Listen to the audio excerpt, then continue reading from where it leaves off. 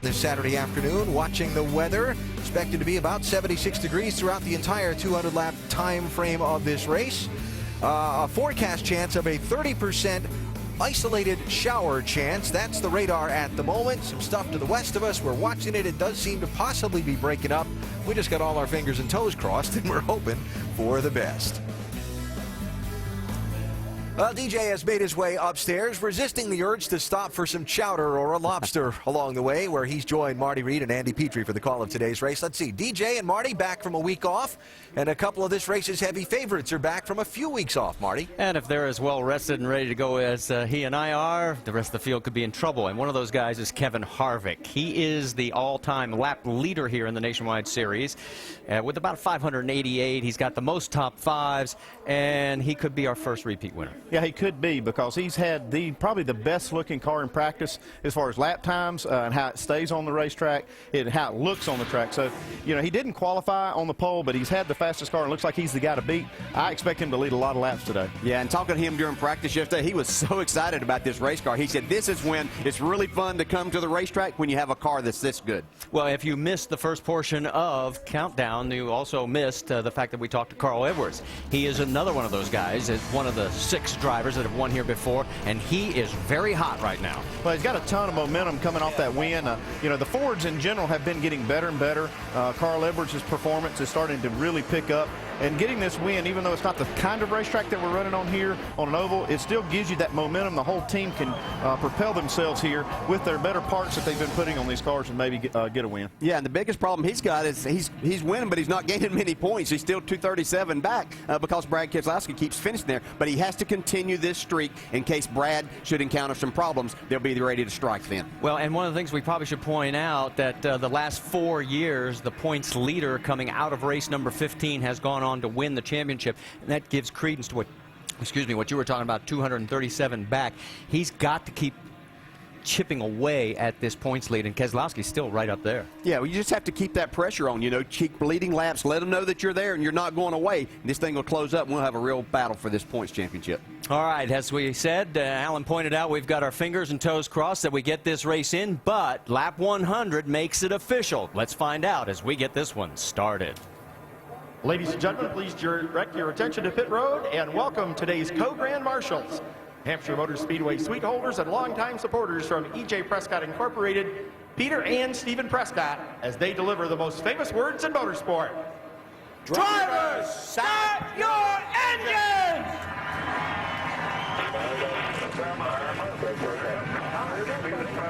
Tomorrow, come here. Check. We're good. Yeah, 5 and clear, Rod. Hey, Kenny, you got me? 10-4. Yes, sir. Check your wheel here. You got room to come forward. Got me. So the engines have fired on the 43 cars, and we have a special double dip for you today on our in-race reporters. One of them will be in the number 7, Danica Patrick. We'll be able to talk to her. There she is from our point of view at looking back at the driver. And also Carl Edwards, as he is coming off back-to-back second-place finishes and then a win last week. So our 2 in-race reporters, Danica and Carl Edwards, we'll talk to both of them when we come back and get this race under green here at New Hampshire.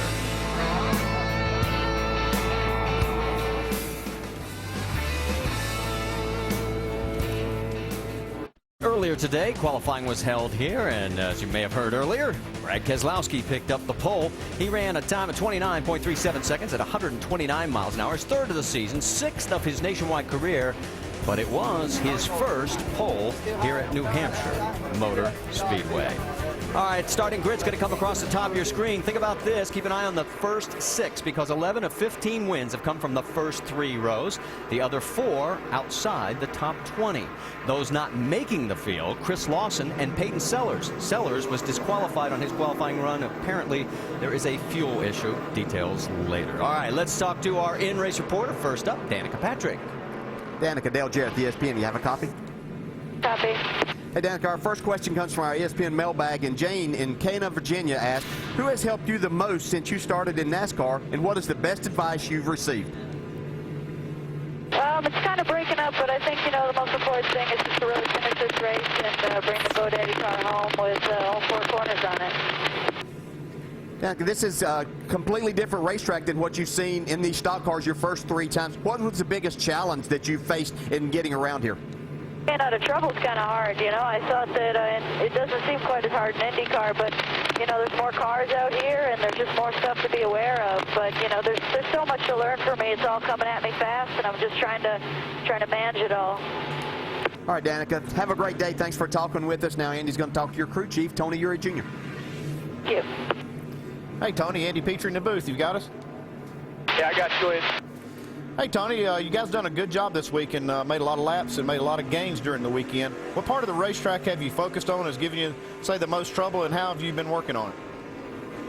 I think the biggest thing is just all the laps we can get Danica in the car is what it's all about right now. She's got a lot to learn. We've really been working on entry. You know, we had a little bit of trouble in Milwaukee, and we were just making sure we didn't have that problem again. But she's done an excellent job. I mean, there's nobody here that's picked up as much time as she has this weekend. So, you know, she's done a great qualifying effort right here. So we're just going to stay out of trouble and do the best we can today. Okay, Tony, so far so good. Good luck today. Thanks for talking to us. All right, let's quickly take a look at our other onboards. We already know that Dana Patrick has one. How about Justin Allgaier with Kyle Busch, Kevin Harvick, Stephen Wallace, and Michael McDowell, Elliott Sadler, and our other in-race reporter, Carl Edwards. Hey, Carl, Dale Jarrett, the ESPN. You got me? Here. So be strong on down pit road like you guys always are. Nice and smooth. Hey, Carl, I know you're coming to the green. What do you need your car to do best today to win this race?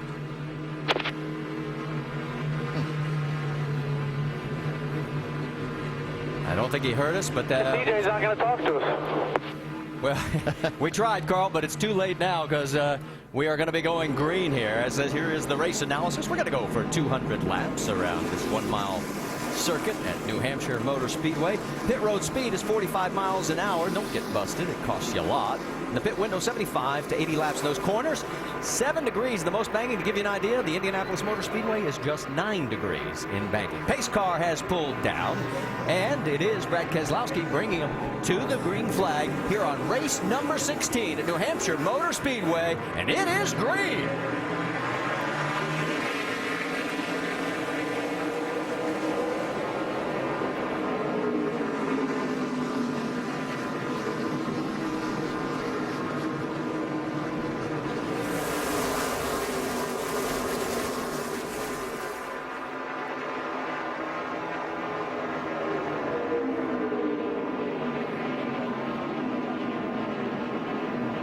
Coming out of turn number 4, it is Brad Keselowski, but Kevin Harvick, who started third, has quickly moved up to second, and he's got the inside line, guys. Yeah, this is a difficult place to get your car going on cold tires, air pressure's down. This flat racing surface makes it very difficult, especially on the exit of the corner. See, Harvick was up the side, but he's having a hard time putting the throttle all the way down. Falls back into line now with Carl Edwards in third, Allgaier fourth, Kyle Busch now fifth. It literally feels like both of your rear tires are flat as you try to get going on this racetrack. It only takes about 3 or 4 laps, and then the car the tires build up that air pressure, and it feels much better. I don't know how many times I've had to tell my driver, just wait for it to build up. It takes a while on these flat racetracks to get that pressure up. You want to run them as low as possible because there is some grip later in the run if you don't have those tires really built up on pressure. Carl Edwards trying to go side by side with the 33, can't get it done. Now he's got issues with Justin Allgaier, who's on the outside in the 12. See Carl really get down in the corner here. They're 3 wide coming out of 4. All of a sudden, they swallowed up the 33. Don't know if he had a bobble or what, but Kevin Harvick falls into the clutches of all 3 of those cars, Kyle Busch included, and he's the meat in the sandwich. All 3 of those guys raced down in the corner. They didn't give it to anybody. That's a great move by Justin Allgaier. I don't know that we've seen that. Kyle Busch following him around the outside of those 2. A little contact there. Saw a little raindrop action also down there in turn 3. We'll keep our eye on that. Right now, we are still lean, mean, and green. You can see a tire mark down the left side of Kevin Harvick's car from Carl Edwards' car. All right, let's get you caught up while this is going on. Dennis Setzer has pulled it off. He's our first starting park, and Kevin Swindell in the 37. They've posted him. He has no crew chief on the box. That could be a little long, hard day if you're going to do all the work yourself.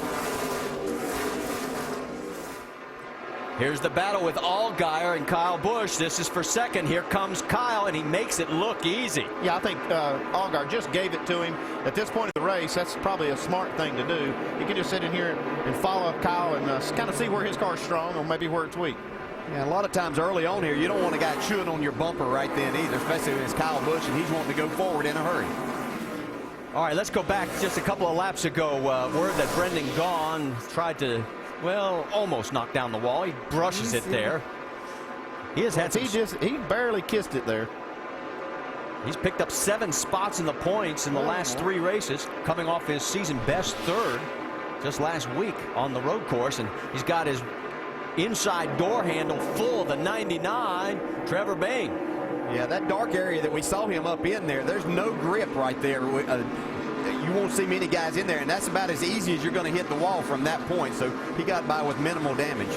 Bayne gets around him, so move Bayne into 12th, gone back to 13th. Whoa! And Danica Patrick is involved with Morgan Shepherd. We're good here. Caution is out. We'll come off the wall there and just watch that one sit down there to your right. See if there's any damage on the left side of the car. Nothing apparent on the right side. Maybe just a little fender. Up into Tony Jr. It was a battle for 28th at that point. She's got left front damage. He totally took me out. Yeah, they got a little work to do in the pits here, but they'll get her back out. There's Tony Uri Jr. up on the box, probably waiting for our replay to see what happened on this deal. Definitely got some tire rub there. Here we go.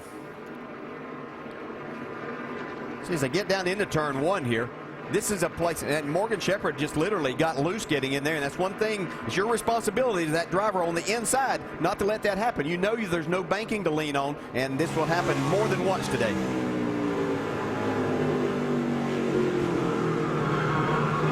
I guess the only thing that Danica could have done there, maybe give him a little bit more room at this point of the race. Wouldn't have to be racing quite as hard, but still not her fault at all. No, it's not, but you have to also, as a responsibility as the driver on the outside there too, you know that if you pull down on that car that you're taking more air off of it, and that's more likely to happen. So the crew pulls the fender out on the left front, and as they go to work, we're going to go to work, and when we come back, we'll reset it for you right now. Danica shaking her head saying, no, not this soon. 200, we're getting ready to go back to green flag racing. It is Brad Keselowski inside of Kyle Busch, Justin Allgaier, Carl Edwards, Joey Logano, and Kevin Harvick. All 6 are former race winners this year. In fact, they are the 6 of the 8 that are in this field, and they're all running 1 through 6, coming out of 2. Kyle Busch did a great job on that restart of anticipating Keselowski going and now use that outside lane to get by. Kyle, one of our 6 former winners of this event, and we talked about will the streak be broken. 23 different winners as the 2 teammates side by side there going down into one. Yeah, there's a little contact there. Yeah, Allgaier really got loose right there. Did a nice job of saving it and not getting into the 22. Can't tell you Danica Patrick got back out. She is 1 lap down. Also off the track now, Brian Keselowski has parked it. So is Johnny Chapman, Josh Wise, Kevin Swindell, and we already told you about Dennis Setzer. That updates you on everything. Let's go back to the restart, show you some of the contact, and watch Brad Keselowski right here with Mr. Busch. What's the message? And then watch on the restart here. That's a little nudge to the 89 saying thank you very much, I think. Yeah, she didn't appreciate what happened there, and she did nothing wrong in what she was doing. It's just unfortunate, but that's part of the racing here too. We're going to see it happen more than once today. Allgaier's got his mirrors now, his door full of the 60 of Carl Edwards. Edwards underneath him, down into 1. Kevin Harvick looking on. And you can see how Carl Edwards handled that situation going in that corner a little bit differently. He got out of the throttle, let his car roll, but then he moved away from the 12 car, so handled it quite a bit different. Good action. 2 different spots on the track for the race lead on the left side with Kyle Busch in front of the 22. Let's get an update from Dave Burns. And Marty, Kyle wanted his team to take a look at that left front fender. Keselowski's taking a look at it right now, and he's going to pass it and retake the lead. It appears going out of turn number 2, but he wanted him just to take a look at it. They said it looks fine to us right now, and apparently no damage from that contact, no real damage, Vince. Well, in the 22 of Brad Keselowski, it didn't take him long to figure out that his car was real good. When he was asked for an early report on his car, he said, the track's a little slick, but the car is really good. I think we're seeing it here on the inside of Kyle Busch. Well, the other things we're seeing, guys, is those continue the battle up front. All of a sudden, Kevin Harvick's found some new life again after dropping back to 6th. His car was great in practice yesterday, so I think it was just a matter that Kevin's car. And what you have to understand, there was a modified race here before that has put different rubber down on this racetrack. They're going to have to wear that off, so they're in kind of a different situation with their cars than what they've seen all weekend. Yeah, you don't want to adjust on it yet till they run about 25 laps on this track, on this tire, because that rubber will kind of mess you up a little bit. It'll make you think your car's doing something that it won't be doing after it rubbers in with the Goodyear tire. Well, after a couple of laps side by side, Brad Keselowski finally retakes the lead. So we have another lead change between the two men that have led this race. Battle for 5th with Justin Allgaier, and here comes Joey Logano. Logano not won here at his hometown track in the Nationwide Series. He has won in other series. Yeah. Haven't won here yet. Yeah, in the top 6, we've got 3 guys that are part of that 23 winners and 3 guys that haven't won here. So we have opportunities to keep the streak alive or break it right there. Sort of has settled down now for that position battle a little bit further through, and actually it's still looking pretty good up front for Brad Keselowski. He's opened up about a 0.6 of a second lead. There's the gap from Joey Logano in 6th all the way up to our race leader. Just 17 laps complete.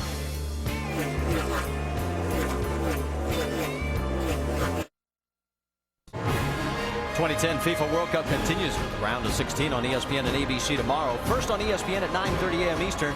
Epic matchup. Germany takes on England. Then on ABC at 2 Eastern, Argentina and Mexico. 2010 FIFA World Cup on ESPN and ABC tomorrow. And we can tell you right now it is 1-1 between Ghana and the U.S. Landon Donovan has scored for the United States.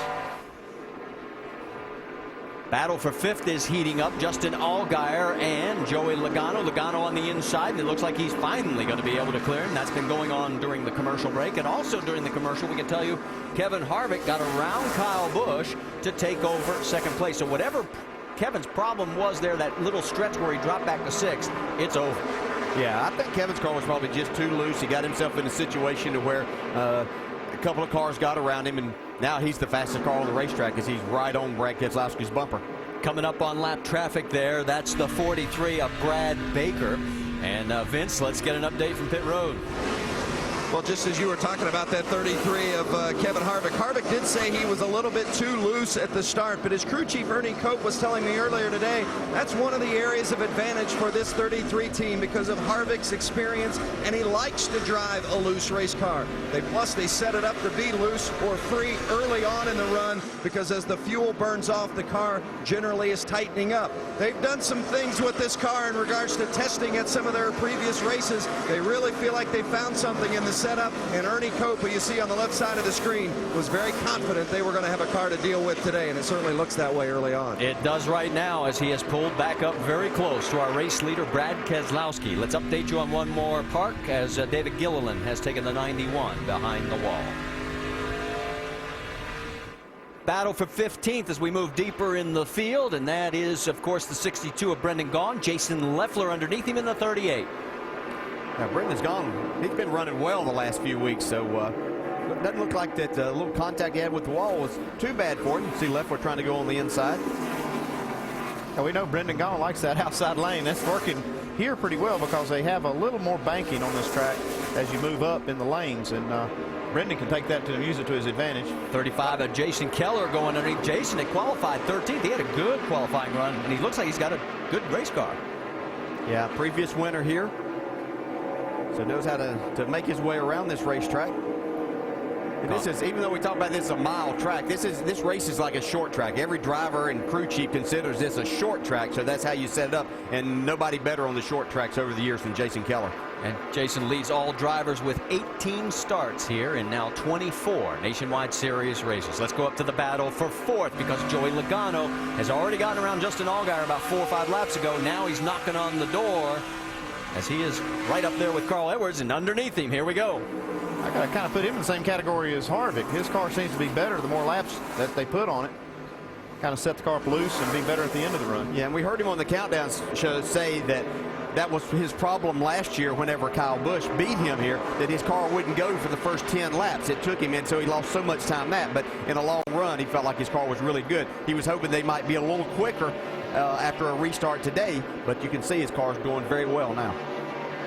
Moving back to Justin Lofton. He is in the 27 Baker Curb machine. And Lofton, of course, was the 09 ARCA champion. He won 6 times, and he's making his 3rd Nationwide Series start. Dave, what's the latest? Well, Marty, the latest is that this car is a little bit tight off the corners for Justin, but when they lost their sponsor 3 weeks ago, they had to make some cutbacks on the team. John Reese, sitting there in the chair, the car chief, became the crew chief. But today, he's got some extra help from the Sprint Cup side. Sitting next to him, Greg Biffle, a guy that started 10 races for them this year and finished 2nd twice. Why is Biffle here? Well, he's partially here for race strategy, but also to tell potential sponsors, hey, if you come back on board with Baker Curb Racing, I will be there. I want to race with these guys. All it's going to take is a little cash. And you saw as that was going on, you saw Danica Patrick. She's now 2 laps down as the green flag run here has gotten longer. And it is Kevin Harvick right behind race leader Brad Keselowski. 3rd place there in your picture. The 18 of Kyle Busch, then Joey Logano, Carl Edwards, Justin Allgaier. And when Danica went down a lap or another lap there, it was a little tight spot getting into turn 3. Looked like she was going to maybe give him the outside, give Keselowski the outside, and Keselowski wanted the inside. Well, and the bad news there is now she's no longer in position for the lucky dog.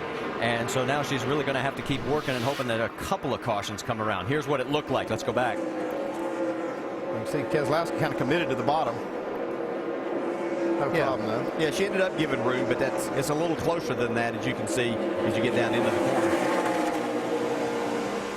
I think you can get a sense of the frustration there that this is a huge learning curve. Everybody has talked about it. You talked about it on Countdown. This is probably the most difficult track for her to come back on after being gone 4 months.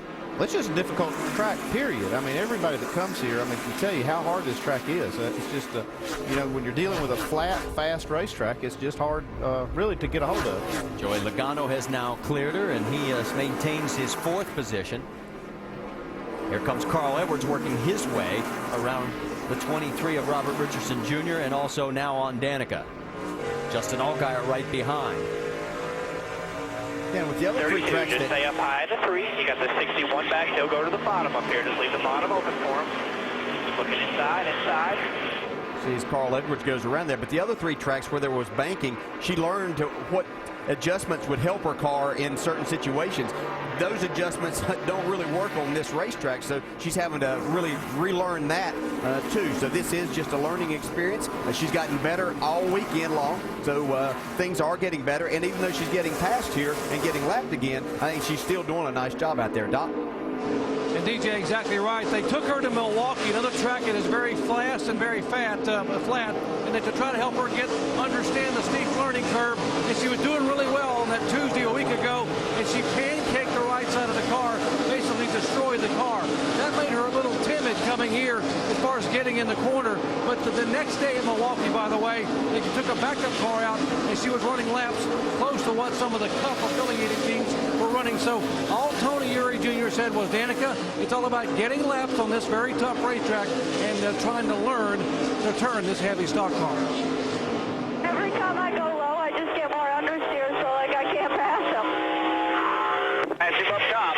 Set him up. Drive it in a little deeper or try to get a run on the outside of him. So some tips from the crew as Danica Patrick continues her learning process. Meanwhile, up front, we can tell you Brad Keselowski and Kevin Harvick are right now about a 1/10 of a second apart, as we're also looking and checking in right there on the 21 of Austin Dillon. Dillon in the 10th position. He has got the 27 of Lofton right in front of him. That is for position on the racetrack. Vince, give us an update on the 21. Well, Austin Dillon's a good story. Of course, this 21 we've documented throughout the Nationwide Series, trying to stay alive in regards to sponsorship for Richard Childress Racing. Austin Dillon is Richard Childress' grandson. He's just 20 years old, running full-time in the Truck Series. This is his first Nationwide Series start this year. The team told him earlier, pick up a 10th and you're going to be good. He's been competitive so far.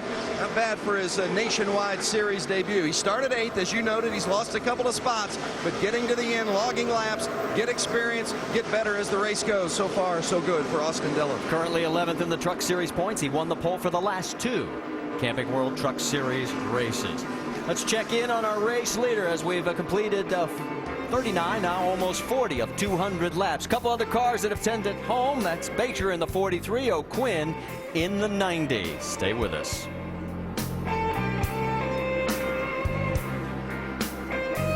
We got to talk to these guys about not passing during commercial. Kevin Harvick got around our race leader, Brad Keselowski, and then Kyle Busch followed suit. So we've had a shuffle in the top 3, and there you see them. The 33 of Harvick, then Kyle, and going around the now lap traffic of Willie Allen, the 22 of Brad Keselowski. I'm actually probably more surprised it took Kevin Harvick 45 laps to get the lead, as good as his car has looked all weekend. But now it's back where it's been all weekend, is up the top. Let's go back and show you what happened during the break. This was the pass. Yeah, he's really getting a good run off the corner, so he was able to get that inside spot here. You see, get back to the throttle. Brad didn't press the issue right here. He's able to get to the front. And then right after that, let's go on board with Kyle. And you can see Brad pointing. Yeah, he just says, go ahead and take it. I'm going to give you this spot right now. This is really smart racing, and the Cup drivers really know how to do this well. They know that, hey, at this point it doesn't really matter. I'm going to let him have the spot later. If my car's better, I expect maybe a little bit of that same kind of give and take. Well, is there a problem on the 22? Let's check in with Vince Welch. No problem, Marty, in regards to anything significant. It's just that the car has started to go away from him a little bit. As he said early on, and we reported that the car was really good early in the run, but as the run has gotten deeper, Harvick's car has gotten better. Keselowski's has not. In fact, Brad came on the radio just a few moments ago and said, we're going to have to get that air pressure out of there. They had made the decision to make an air pressure adjustment early. As you see Kyle Busch going around the outside of Kevin Harvick for the lead. So Keselowski's car not handling as well. Obviously, Kyle Busch is much better as he takes advantage. And Mike Wallace is getting a front row seat on all the action that's going on for the battle for the race lead. So Kyle Busch, who now needs only about 83 laps to become the all-time race leader or lap leader in series history, passing Mark Martin's 8,082 or whatever it is. It looked like Kevin Harvick and Mike Wallace kind of arguing over a little space there. Oh, no, nobody argues out on the track. Come on. There you see Keselowski trying to get around Mike, finally does. So it has allowed Kyle to open up a sizable lead now, one of the bigger leads we've had at all of 1.2 seconds. We saw the move out of the way a little bit earlier. Let's ride on board and show you what we're talking about. Yeah, he kind of felt like Mike may have contributed him losing the lead. So he's delivering the message right there. You can see Mike had his finger or hand out the window pointing for Kevin to go to the inside. Kevin said, no, I want to do this first. Yeah, he wanted to give him a message that he didn't appreciate him racing that hard when he had the lead. Well, Harvick has now dropped back 1.8 seconds behind the race leader. There's Joey Logano, who's running in 4th, trying to go around Mike Wallace. Wallace getting a lot of camera time right now, but all for the wrong reasons as he's getting passed. And both these Gibbs cars look like that they just continue to stay, their car stays under them. I think that's a combination of springs and shocks set up that don't abuse the tires, and their driver's doing a good job. How about the 60 of Carl Edwards? Right now, Carl in 5th place. Justin Allgaier close behind in 6th. Let's get the latest on Mr. Edwards. Dave Burns. Yeah, Marty, Carl is quite a ways back. Started 2nd, but has not been able to chase down the leaders. Says he needs front grip, and he told crew chief Drew, I could use about 50 pounds in the right rear. Now, in this world where we talk about a pound of air pressure, maybe a half a pound here and there, Tim Brewer in the Craftsman Tech Garage, where am I going to get 50 pounds into the spring rate of the right rear of the 60 car in the first pit stop? That's pretty simple, Dave. What we try to do, folks, before the race, in practice, we want to see what our car reacts to, so that the determining length of the hardness and the length of the rubber, when we insert it in here, we can put 50 pounds of spring rate right here. And we've got them hanging, so we just simply insert them on a pit stop. But what he's trying to do, by increasing the spring rate here, it goes directly to the left front. And what he's trying to do is plant that left front tire into the racetrack, making the car turn better. All right, thanks, Tim, for the update. You can see Justin Allgaier has gotten around the 60 of Carl Edwards, so it's still a bit of a struggle for Carl as they're going to have to try and work on this. Yeah, and if you get the car, he's probably tight through the center of the corner, and if you get the car tight there, it slows you down, and then that hurts your exit speed. You have to wait to get to the throttle, too. Yeah, Brewer is doing that little kind of a tutoring thing on how to make these cars handle. I remember one time he told me, he said, remember, Andy, right rear go down, left front come up, car push. I've always remembered that. We've got 25 cars on the lead lap as you're on board with Carl Edwards. And, of course, we talked about the threat of rain, although we've seen just a few light drops. We're getting closer to the halfway point. We're at lap 55. Dr. Jerry Punch, what are you hearing down in pit road about strategies? Marty, we're about 20 laps away from what will be a scheduled pit stop, and now several crew chiefs here, not those guys in the top 5, but from there on back, are talking about maybe rolling the dice. Remember how important track position is here? Well, with rain in the area, are they going to race to lap 100 and halfway? Some of them say, you know, we just might. We might roll the dice and take only 2 tires on that first stop to try to get up there and get some track position if the rain was to come at halfway or just past. They're talking about it here with that pit stop coming up in about 20 laps. Well, as you finish up, Jerry, we get a great view right there of the gap that now is between first and second, Kyle Busch and Kevin Harvick. And you realize between these two, they are second and third on the all-time win list. Busch has 35. Harvick has 36. Quick quiz, who has the all-time list? Kevin Harvick. No. Number 1 in wins is Mark Martin. Come on. Stay with us. Major League Baseball continues tomorrow and Monday night. First on ESPN Sunday Night Baseball at 8 Eastern. Joe Girardi's Yankees head west to take on Joe Torre's Dodgers as part of the ALNL Showdown presented by State Farm. Then on ESPN2's Monday Night Baseball at 7 Eastern. 2 of the game's brightest young rookies face off. Steven Strasburg leads the Nationals against Jason Hayward and the Braves. Major League Baseball on ESPN tomorrow and ESPN2 Monday. Also available on ESPN3.com. Just past a quarter distance into today's NASCAR Nationwide Series 200 lapper at New Hampshire Motor Speedway. Kyle Busch is out in front, one of 3 different leaders who have traded the lead 4 times. He's opened up about a second and 2/10 of a gap back to second place, Kevin Harvick. Third position has just changed hands as well. Joey Logano has gone through Brad Keselowski. Time for us as we close in on that first set of pit stops to get you up to speed from Nationwide Insurance. We check in on the leaders, starting with Dave Burns, who's covering Kyle Busch today. Dave? Yep, and Alan, after having a less experienced driver in the car last week, the team is happy to have back their experienced driver who has won 5 times this year, Kyle Busch.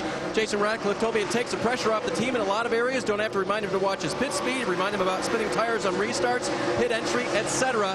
And in a lot of ways, it's back to normal for these guys leading the race. Vince?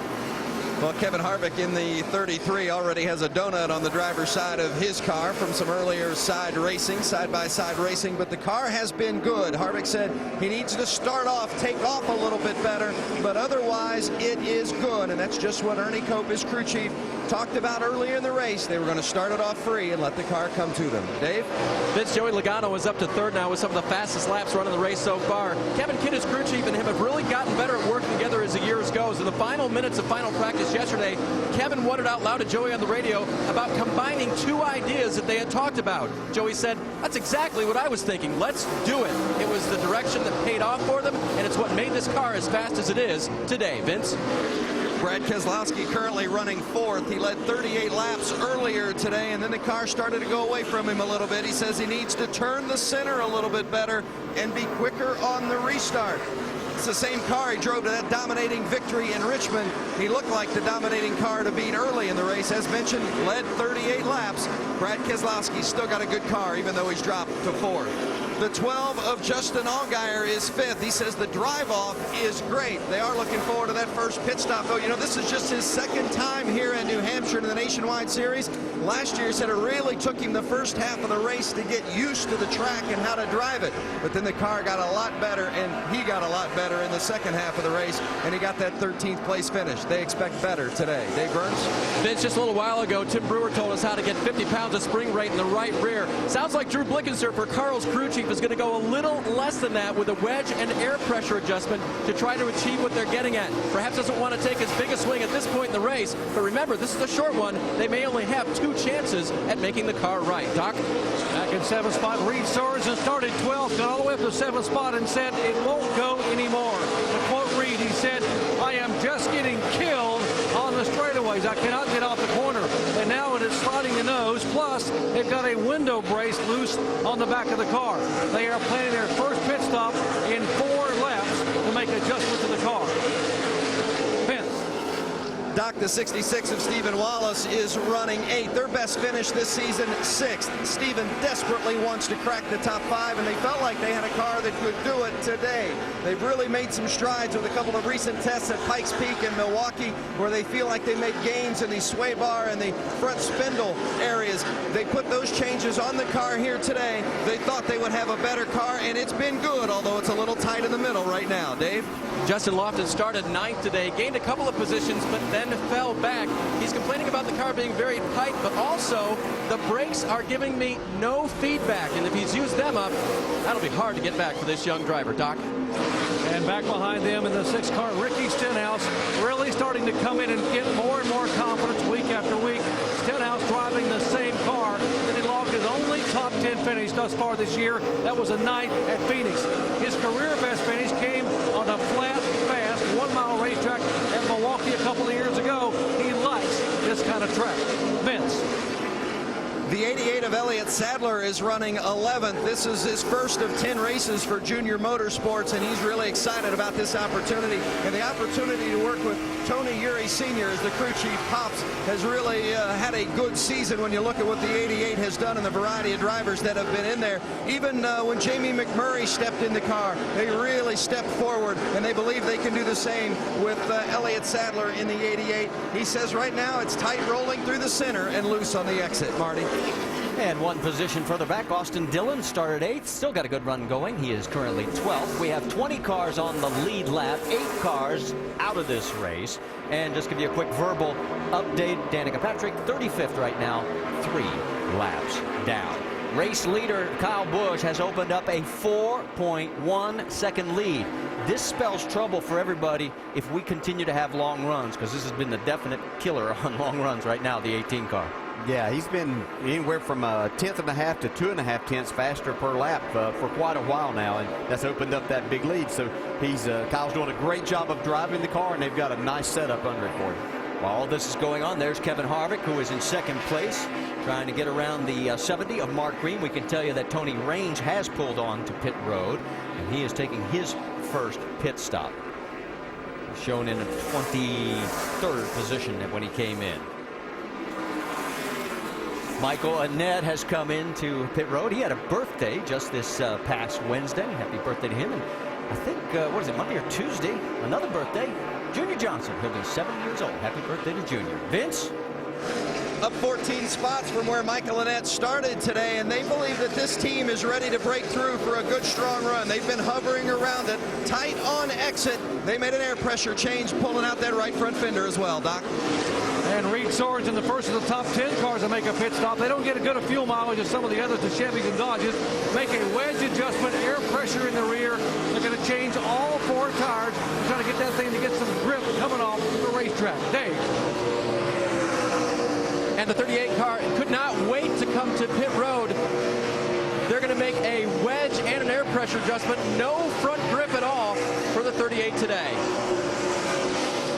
And while all this continues, Kyle Busch just continues to motor on. He's completed 76 laps now as he comes this time by.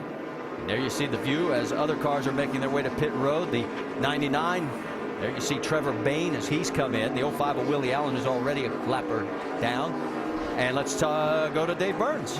Trevor Bayne in all of his youth saying the car is way tight. That'll be a track bar and air pressure adjustment for him. Behind him, leader Kyle Busch comes down pit road. Air pressure adjustment, left front fender fixed as well. As tire changer goes to the left front, he'll take the tire off. They'll try to give it a little tug before he heads off of pit road.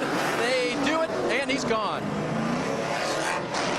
The 33 of Kevin Harvick, he's been in the front today for some time. He likes his race car. They're going to make an air pressure adjustment. They're going to change 4 tires. And remember, he said he needs it to take off a little better. Dave. Carl Edwards' crew finishing up now in their 4th tire spot. Stop. It is a wedge and air pressure adjustment for him. Joey Logano also on pit road. They called for track bar and air pressure adjustment for Logano. They will go to the back of that car with the wrench. The air pressure adjustment already made for Joey. Joey complaining just a little bit about his car, about a 1 tight on entry. The exit, so-so, according to the driver. They don't want to change too much because it was very fast during this last run. Paul Menard is on pit road too, guys. They'll make a 4 tire change for Paul. A wedge and air pressure adjustment for the 98 car as well. And you see the problems for Austin Dillon as they have major problem on the left rear of this car. And so, you know, they just weren't quite finished with the pit stop when they pulled away. They have to, even though they're pitting out of the box, they have to get that tire on. Brad Keselowski has pitted, and so is the 12 of Justin Allgaier. Vince? Well, it's a big help for Brad Keselowski. He's got an open pit spot ahead of him and one behind him, so it's clean on entry and exit. Says he needs to turn the center better and be quicker on the restart. They're going to make an air pressure adjustment, a 4-tire change for the 22 of Brad Keselowski. So right now, Ricky Stenhouse Jr. has stayed out. He is shown as the race leader. Of course, Austin Dillon's going to get a penalty for pitting outside the box, but they had little choice. They couldn't do much with the way the car was sitting. So a tough break for him. First 3 cars have not made their pit stops yet. Well, Stenhouse and Colin Brown running first and second. We mentioned the fact the penalty, and there goes Stenhouse as he is being followed by Elliott Sadler down pit road. Let's send it down to Dr. Jerry Punch. Doc. Ricky Stenhouse said that they're sliding a nose on the car. They're going to make a major air pressure adjustment, both front and rear, to try to fix it. It'll be 4 tires. They top it off with Sunoco fuel. Very good gas mileage. Remember that for the 6th car here today at New Hampshire. Vince. There's the 88 of Elliott Sadler, tight rolling the center, loose on exit, a pound up in the right rear and a half pound out of the right front. It's going to be a 4-tire stop for Elliott Sadler in the 88. And 16.1 seconds on the clock, and you can see some of the other cars. There's Mike Wallace as he has made his stop, and you're saying, okay, who is the race leader? Well, as the cycle through, there is Kyle Busch, as he is our 6th different leader. As we've had that total, and 9 lead changes so far today. Right behind him by 7.5 seconds is Kevin Harvick, and the lead going in was 4.2. 5-hour Energy Rapid Recap. First, we focus on Danica Patrick, qualified 25th in time trials earlier today, making a return to stock car racing after 3 months away, focusing on Indy cars. See right side of the screen, Kyle Busch comfortably out in front. Lap 7, the day went tough early for Danica. Just trying to get sorted out. Morgan Shepherd goes down in the corner and gets out from underneath him. He gets into the right rear or left rear of Danica, takes her out early and puts her down. She had she was just trying to find positioning and got taken out. Lost a lap on pit road getting repairs. Has since lost another lap, actually another 2 laps on the racetrack. And for the moment, the driver of the 7 cars back in 33rd position, 3 laps down after getting roughed up in the early going at New Hampshire. For Kyle Busch, he's one of 6 different drivers that have traded the lead 9 times. That number kind of escalated through a series of green flag pit stops we've just completed. Basically, Kyle Busch has led 40 laps, Brad Keselowski's led 40 laps, and Kevin Harvick has led a handful. Those have been the guys that have paced most of this race. Well, I tell you, it didn't take him long to get right back up front. He's been gone for a couple of weeks, and Brad Keselowski's been able to go out and pick off a couple of wins and dominate, as well as Carl Edwards. Kyle Busch is back, and he is up front leading a lot of laps. He looks like the man to beat. Counting down, Marty, the number of laps Kyle Busch leads to tie or surpass Mark Martin to become the all-time lap leader in the NASCAR Nationwide Series. And anytime you can break a Mark Martin record in this series, you've done something. You're absolutely right. He's now led 41 laps. 97 was the total, or 91 coming in, so he has about 50 laps to go to break Mark Martin's all-time record. A quick update on Austin Dillon. He got another penalty for speeding after the problems on pit road. He is now 4 laps down in 35th. There he is. He was 12th before that cycle of pit stops. This is what happened. Well, the cue for the driver to go is when that jack comes down on the left side, but apparently the lug nuts were not on the left rear tire, and wasn't time to let it down, and they must have been having a problem. But just this is what started the whole chain of events. They had a penalty for this, then they had to come down for these other penalties for speeding, and just a bad day overall. 14 cars on the lead lap right now as Kyle Busch is setting a blistering pace. His lap time 30.7 the last time by. Let's get more on all this situation of what we just saw. Tim Brewer in the Craftsman Tech Garage. Thanks, guys. The jack man controls that pit stop. When you come around from the right side over to the left side, once you get the car up, the jack man, he probably glanced back at the left rear tire. Okay, that guy's in pretty good shape. He's paying attention to the guy at the left front. But the indicator for the driver to leave is when you drop the jack.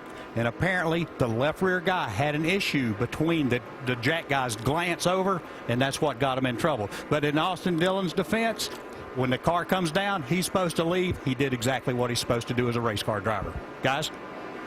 Yeah, the only problem was when he was serving the penalties, when he got, you know, the drive through for going too fast, and that's kind of, it just set up a chain of events that just started their day in a spiral, really. It's too bad because he's got a great car. Here's another guy that's not going where he wants to. The 38 of Jason Leffler, believe it or not, he is about to go a lap down to race leader Kyle Busch. And once that happens, that will put us down to 12 cars on the lead lap. That gives you an idea just how good Kyle is right got now. a caution. Caution is out. Trouble.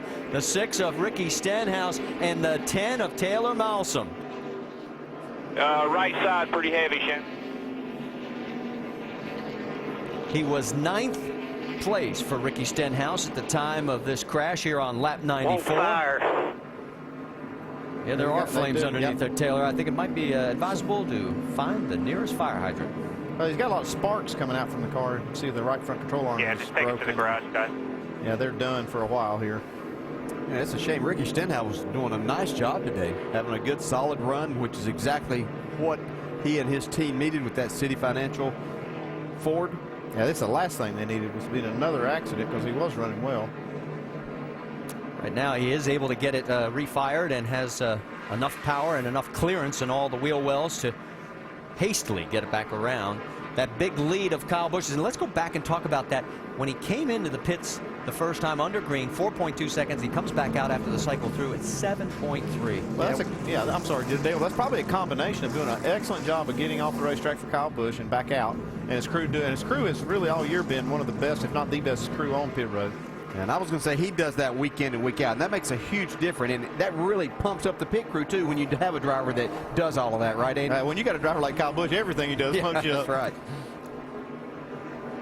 Well, good news for Jason Leffler. He was able to stay on the lead lap, and the lucky dog from Aaron's is going to go to the 27 of Justin Laughlin, so that'll give us 13 back on the lead lap. Here comes our race leader, Kyle Busch, followed by Kevin Harvick, also Joey Logano. And as we get set up for the triple pits, let's start it off with Dave Burns.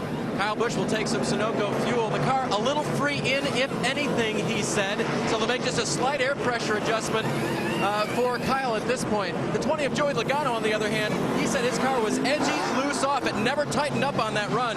So they're going to make some adjustments for the 20. Vince? The 33 of Kevin Harvick, they were having the discussion whether or not to take 2 tires or 4. They have settled on 4. The pit stop's always a hot button for this team. A lot of pressure to perform well in the pits for Kevin Harvick. They've done so on this stop. Nationwide Insurance race off pit road. You can see Joey Logano and Justin Allgaier, 2 tires and no tires, gives them first and second off pit road. All right, let's go back and show you exactly what happened, why we're under this second caution here, just 5 laps short of the midway and making this race official with a threat of rain. It involved, well, it's just the tail end of it. Can't tell who actually caused it, but it's the 10th crash for Stenhouse in 14 starts here in 2010. And that's what's left of Malsom's machine. He's okay.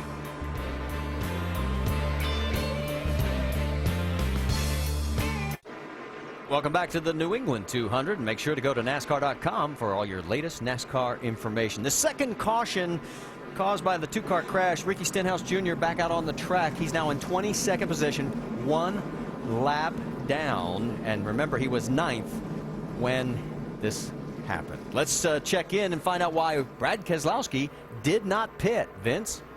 Well, the first 2, Kyle Busch, Kevin Harvick came. Brad Keselowski did not. Paul, what was behind the decision to keep him out?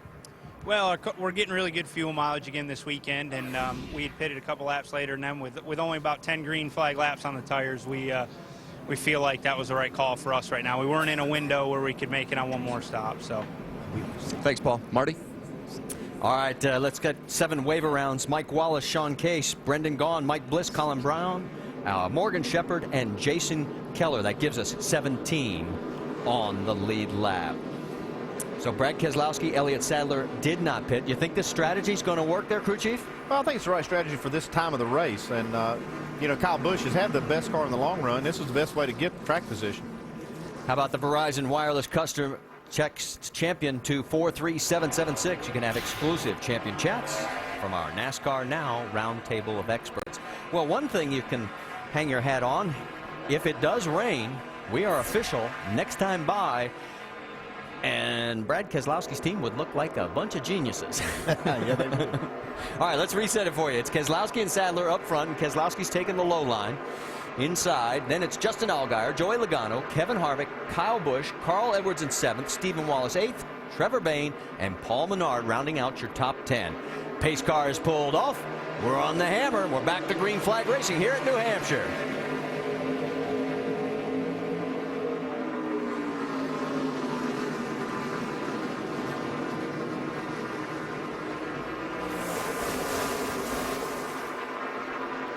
Keselowski opens up about a 3-car length lead, while right behind him, Joey Logano's looking to go under the 88 of Elliott Sadler. Well, there's some heavy-duty racing going on right behind Keselowski.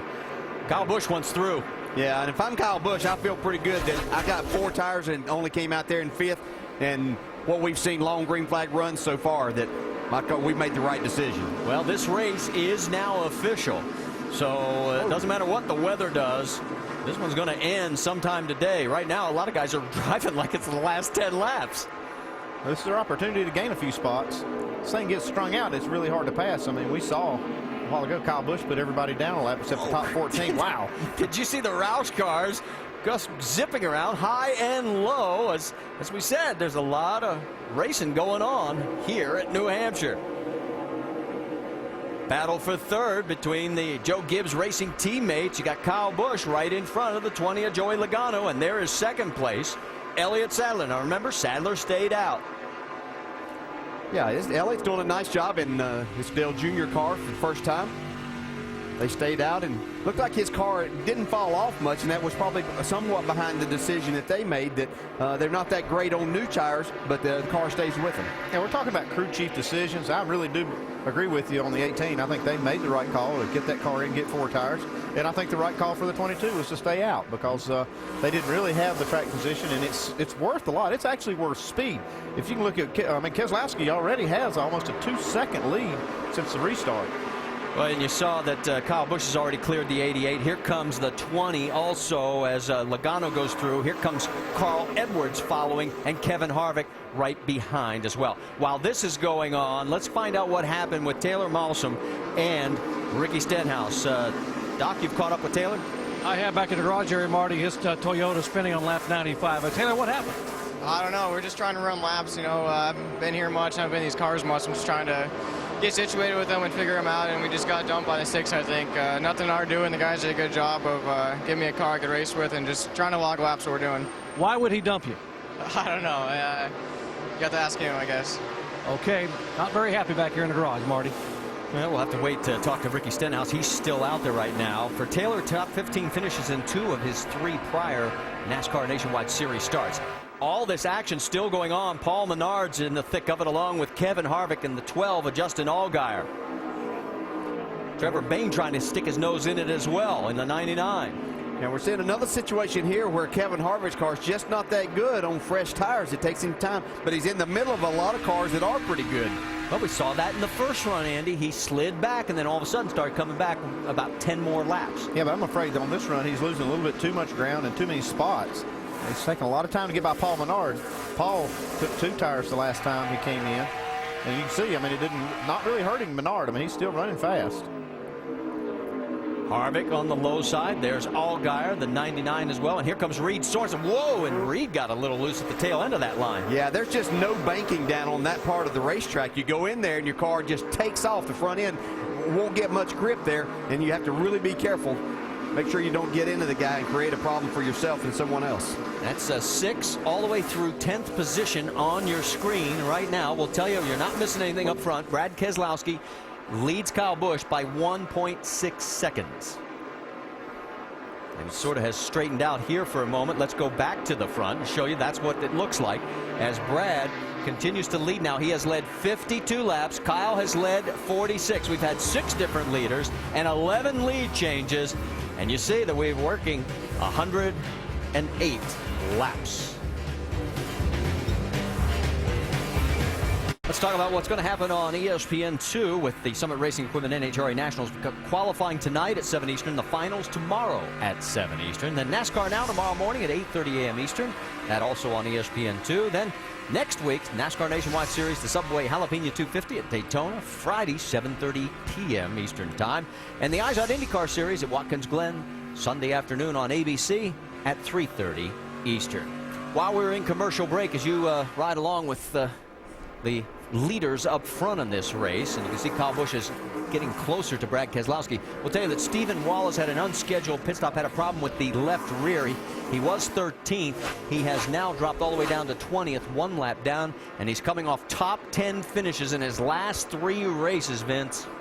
Well, it's really unfortunate because Steven was having a solid run, as you noted, Marty, but he had contact with the 98 car, and it caused a little bit of left rear damage just behind that left rear tire. Was getting into the tire a little bit. Tire started to go down. Steven had to come in to have that replaced and have that left rear fender pulled out a little bit. So a green flag stop, very costly for the 66. And right behind him is Ricky Stenhouse Jr., that is a battle for position. They're now running 19th and 20th. But here's what happened just a few laps ago when Stenhouse was trying to get under Danica. You can see he's down on that part of the racetrack again. He tries to power up right there, and the front end just doesn't stick, and he gets into the left rear of Danica. Neither one suffered any serious damage on that, able to continue. I'm sure part of that is a little frustration, too, over what had happened earlier. So he had a good run going, but created a caution. So the strategy so far by Brad Keselowski's team has paid off. He is still maintaining the lead, although Kyle is picking away at it. Oh, yeah, I mean, Kyle's going to get the lead if it goes green long enough. We'll see here. We'll check the speeds at the line. And definitely, Kyle Busch is the fastest car we've seen so far. But right there, that lap, it looked like Joey Logano. Then Harvick. Give you an idea. Harvick's 4 seconds behind the race lead. Yeah, it was still a good decision by Keselowski's team because they were running, I think, 4th when they made that pit stop when the other leaders made it. And they're still, they're going to lose this spot, but they'll still be right there 2nd or 3rd and probably till they get inside their pit window to make that last pit stop. If you weren't with us at the beginning of the race, the longer the run goes, the better that 18 car gets. And that's bad news for everybody else in this field because, again, here we are starting to get into a longer run. Yeah, but if he looks at his mirror, he's going to see his teammate back there, and his car was a lot the same way. He just started a little further back and didn't start the race off very good, but they've worked on that 20 car, and so I think he's going to have to deal with his teammate, before this race is over. We talked about at the beginning of this race, 23 different winners in 23 races. Kyle Busch in second place is a former winner, one of 6, but Brad Keselowski in first, Joey Logano in second, would make the streak continue at 24 if they were able to win. Kyle just keeps chipping away at it. It's now down to 0.2 of a second. Well, he's there. He's at that point right up behind Keselowski where he's probably getting a little push from that, just the aero dynamic part of this. When you catch another car, you just lose a little of that downforce on the nose. Well, earlier we saw Brad wave Kyle by. You think he'll do that now? Yeah, I think he's going to give him that spot here in just a minute. I don't think that he's going to press the issue. They've accomplished what they wanted to. They've got their track position back here now, so everything's going good. And whenever the caution comes out, they're going to be in position to make their 4-tire change and then race for the win at the end of this. Well, they're going down the backstretch right now, heading into 3, and they're side by side. Kyle takes the position again, so it'll be our 12th different lead change, and here comes Joey. And you can bet that he's aware that these are the cars and team that was not happy with him after last week, so he's going to give these guys a little bit more room right now too, I would imagine. I think Kyle's putting a little more pressure for this lead. He went ahead and took it because he needed to do that. He looks in his mirror and sees that 20 car coming. He's probably more worried about Joey Logano than he was about Keselowski. And you see Kyle starting to open up the gap. And between Busch and Keselowski, they've led all but 9 laps today. And remember, Kyle trying to close in on that all-time record for laps led in a career that's now held by Mark Martin. Battle for second, side by side. Logano is looking underneath, and it looks like he's going to take the spot away. These Gibbs cars, again, are just really set up well. The cars don't fall off a lot, so they're not abusing the tires, and the drivers are doing their jobs. Well, between Joe Gibbs Racing and Team Penske, they've won 9 of the last 10 races. Look who's in the top 3 spots. Does this surprise you?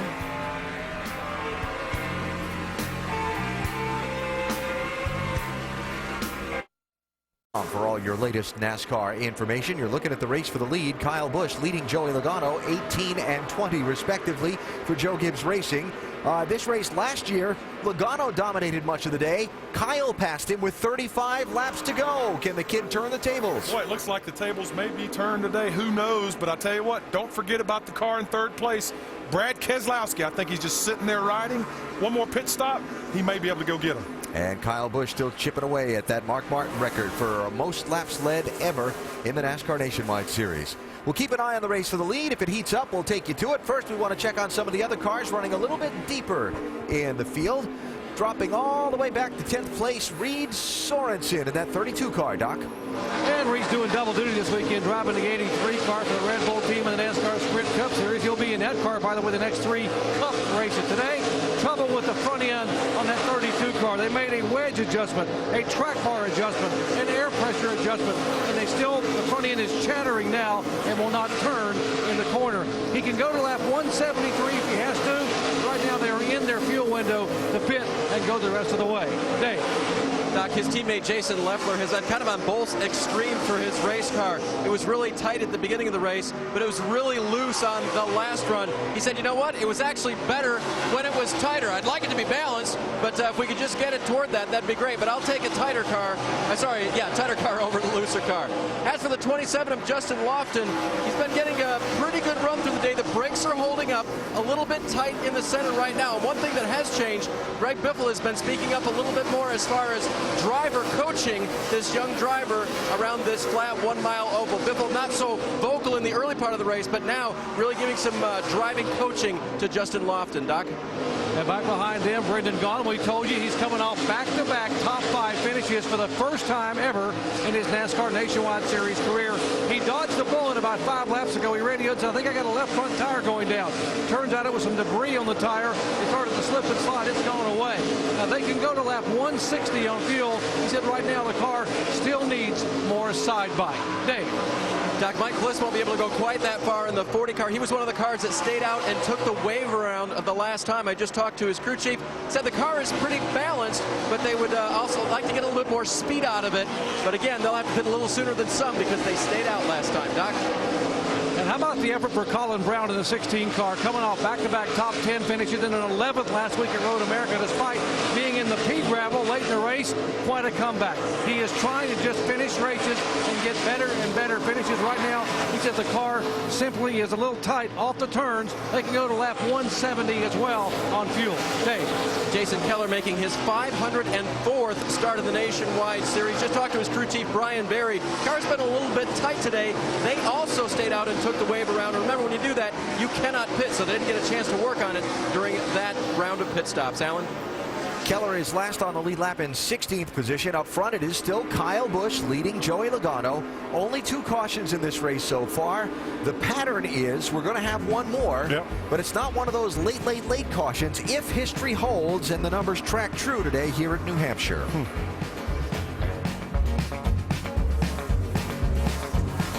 Well, the 2010 FIFA World Cup continues with the round of 16 on ESPN and ABC tomorrow. First on ESPN at 9:30 a.m. Eastern. It is Germany and England. Then on ABC at 2 Eastern, Argentina takes on Mexico. The 2010 FIFA World Cup on ESPN and ABC tomorrow. And all you tuning in after today's game, for those of you that did not watch, we will show you the bad news. America lost. Ghana, for the 2nd World Cup in a row, eliminates the United States. The final score, 2-1. Let's talk about the battle for the race lead now, as we are now working lap number 140. Kyle Busch has about, that much over his teammate Joey Logano, and they have pulled away from Brad Keselowski by 5 seconds, guys. Yeah, with all this room that they have on the other cars, Dale, I got to think that Joey feels like he's maybe got a better car. He's been locked to the rear bumper of this 18, and it makes me wonder whether he's just trying to assess what he has here with this 18, what he's got to do to beat him. Yeah, that looks a lot like that. He runs up to his bumper, but it may be more that he's losing the front end like you were talking about a while ago. It's a very difficult place to pass, especially when 2 cars are pretty equal. Coming up on lap traffic, the 89 of Morgan Shepherd. 5 times in 2009, these two finished 1 and 2. Notice where Kyle finished ahead of Joey in the one and only time that he won this 1-2 matchup was right here at New Hampshire. It's like Alan said, maybe he can turn the table right here. And remember, Kyle would become our first repeat winner in 24 races here at New Hampshire. Joey Logano could be our 24th different winner. On board right now with Stephen Wallace. We told you about the problems he had. He's running 18th. He needs to get around one more car, Tony Raines, to get the lucky dog position. He's one lap down, but a little bit earlier, it looked like he was trying to find his way through all this. Hello. It's Robert Richardson Jr. as nobody really had a serious damage, a little fender damage on the 23, but everybody else seems to survive. And there is Steven. Like we said, he's got to get past Tony Raines right now, and he is running quicker laps than Tony. And then he's got to hope for a caution to get back on the lead lap. And why is that important? Well, there's only 16 cars on the lead lap right now, and if we had a late green-white checker, you're right back in this because you're only in row 8. That's right. And the only way that Stephen Wallace can race those cars in the top 16 is to get on the same lap with him. And there's the 34, just a couple of cars ahead. So that is the race for the lucky dog position. Tony Raines has it, and the 66 of Stephen Wallace wants it. They're both going under the 39 of Charles Lewandowski. Lewandowski wasn't really supposed to be in this race. Peyton Sellers was disqualified, fuel issue, and he's out there and still running strong. And there's the difference between first and second. Back here at New Hampshire, we are under our third caution now. As you can see, everybody at pit road has opened already, and the race leaders. Mike Bliss has an engine problem. Don't know exactly what the issue was, but he was 13th. Let's go down to pit road. Dave Burns. Leader Kyle Busch is in there talking about 2 tires. Kyle says, I don't know what it'll take for me to get away from him, but I just can't seem to do it until about 40 laps. They do take 2. 20 car of Joey Logano, they're talking about 2 tires as well. That'll be the same. He gets down off pit road behind his teammate. Vince. The 33 of Kevin Harvick, you see they're making a 4-tire change on the 33. Harvick says the balance is good, but he just can't go anywhere in traffic. That's the problem for Harvick. The 22 of Brad Keselowski, he says it just gets tighter and tighter as they go. They made a 4-tire change with a track bar adjustment. So the 2-tire, 4-tire strategy with 52 laps remaining here. And both Joe Gibbs cars, you take a look at the Nationwide Insurance race off pit road, hold station. Edwards, Harvick, Sadler, Menard, Allgaier pick up 1 each. New England 200, that is what the team is working on with Mike Bliss, as our old late friend Benny Parsons would have said. He blowed up. Yep. What it looks like here. You see, but Bliss kept saying he felt like he had oil pressure, didn't know exactly what it was, but he's in there trying to diagnose it. Our Aaron's lucky dog goes to the 34 of Tony Raines. Yes, he did hold off Stephen Wallace, and but Wallace was one of several 7 waiver rounds. Kenny Wallace, Danica Patrick, Willie Allen, Stephen Wallace, Ricky Stenhouse, Eric McClure, Michael Annett, and race leader Kyle Busch and Joey Logano head for turn 1. Yeah, first time we've seen the leader choose that outside lane. Restart in today. Kyle Busch trying to see if he can make it work. Kevin Harvick going to try the high side. Not going to get any help there for the race lead. Look at the freight train behind him. And boy, the 32 Reed Sorensen, he's getting eaten up right now. 2 cars have easily gotten past. Here comes Allgaier. See Harvick behind these 2 leaders, and here we go, a pass for the lead. Now Logano's got the advantage off turn 4. Drag race down the front straightaway, side by side. Harvick's got the best seat in the house. Kyle trying to take it back. Harvick's also got the best tires. He changed 4 tires that last stop, and these 2 cars took 2 tires. Carl Edwards right in this mix as well. And these 4 cars are opening up a gap over the 2 Penske teammates, Brad Keselowski and Justin Allgaier. Now what you're seeing right here is 2 cars that are on 4 tires, Carl Edwards and Kevin Harvick, against the 2 Gibbs cars that are on just 2 tires that last stop. Well, that was really surprising, those 2 guys being the leaders. I would have thought that they might have taken 4 there because they weren't going to lose many spots, and they've shown that they've been able to pass, and it might have forced the other guys maybe to take 2 tires, and then they would have been in a better position. But well, they've had the best cars all day. The Gibbs cars have by far been the best cars, and they probably felt like if they just didn't give up that track position, even if they were just a little off with those left sides, they could still hold the lead, and they still might. I mean, they're still first and second. First place, Kyle Busch has opened up a bit of breathing room by about 0.4 of a second. Yeah, look behind here. Brad Keselowski lost 5 spots on pit road with a really bad pit stop, 19 seconds plus. Yeah, they had a problem. They had a problem with a jack. Now let's listen to his radio before the pit stop. This is it, Picker. You can do this one. I'm feeling it right here. Get me out in front here. I think I can do this. And then here is the end result of the pit stop. Yeah, everything's going pretty smooth. They come around to the left side. The jackman slips a little bit. It doesn't get the car high enough. You can see the left rear guys are saying, get it up, get it up. It's not high enough to get the tire on. That's just the absolute worst possible time for that kind of mistake. So now the driver has to try and pick up the team, and he's doing all he can right now. There's the pit crew comparisons. He's gone from... yeah, you can see right here, just looking, 19-second stop. Lost him 5 spots. Yeah. All on the left side. Since they've thrown the green flag, though, he's been slicing and dicing through all of this. He's made short work of those cars that were around him and in front of him. Well, he came in 3rd, went back out 7th, and now he's worked his way back to 5th. And there is the top 5, in fact, the top 6 right there, with Trevor Bayne also in this mix, as he has slowly started to work his way towards this front. Yeah, Trevor Bayne doing a nice job. I spoke with him in the garage area the other day as we see Carl Edwards coming here. Yeah, Kevin Harvick just slipped down in turn 1 and 2. See Edwards taking advantage. Talking about Trevor Bayne, though, he was really excited. He really likes this. He has probably had more time on this racetrack running the East Series here over the years, and really enjoys the challenge that this track presents. Looks like he's got his car pretty good, too. Brad Keselowski, whoa, they come awfully close as they head into 1, but Keselowski on the low side trying to clear the 33, comes up on him a little bit. Oh, and just barely Harvick tries to stay, and he is still out there. They bang a little bit on each other. I tell you, Brad better be careful right there with Mr. Harvick. He can see a big chunk of his points lead go down the drain. Right now, you mentioned the points. It's exactly where we started, 237, based on where the 2 top contenders are. There goes the 60 with Brad Keselowski right behind.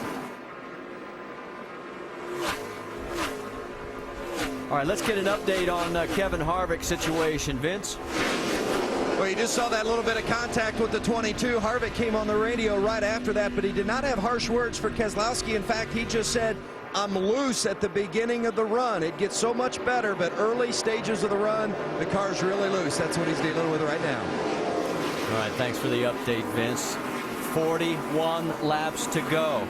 7 away from another record. That's what Kyle Busch is. If he leads 7 more, it becomes the all-time lap leader in series history, passing Mark Martin.